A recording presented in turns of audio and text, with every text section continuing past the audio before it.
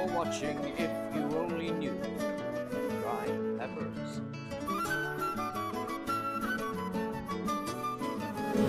Hello and welcome to If You Only Knew, the interview show that gets under the skin of our guests and finds out things you usually would only be successful in finding if you injected a person with truth serum and tied them to an electric chair. I'm your host, Brian Peppers. With my charms and poise, I managed to sweet-talk our guests into telling us their deepest, darkest secrets. So, who better to start our series off with than Michael Jackson? For the record, this episode was recorded early last year. Michael Jackson, hello. Hi there, I'm Michael Jackson. I know. You didn't know. You're ignorant. Well then, Michael, before I kick your face, what was the main reason for making the movie Thriller? Well, I modeled me and the zombies on my dad.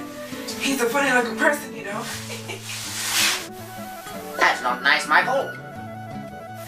Yeah, it is. You're just ignorant. How do you feel about your father? I love him. He forced me to be famous. He forced you? Yes, but all I want to do is be a kid. That's why I like Easter. You love Easter? Indeed, I love them eggs. They're so chocolatey. Moving on. Why did you decide that you were going to go on tour in the UK this year? Because I like to please everybody, especially my doctor. He wants me to change my nose again and have a cheek lid or a Botox. A new nose job? That's a bit extreme, don't you think? Well, that's not what my doctor said. He said if I get another nose job, I get my 100th lollipop. Moving on once again. So here I have a program from your bad tour. Yes, I remember that. 2 days before I got the prototype, I got my 50th lolly.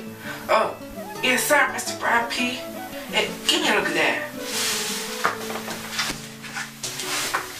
Oh, look at me there. So thin. Oh, and look at my funny nose.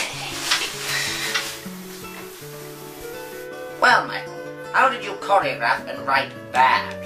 What was your inspiration? It was like this very bad too. I looked at this shampoo and said, ooh, that's bad. Yes, that is very bad, as you would say. Well, that's all we have time for in part 1. Join us after the break when Michael will be talking about his later life, such as Beat It and The Way You Make Me Feel.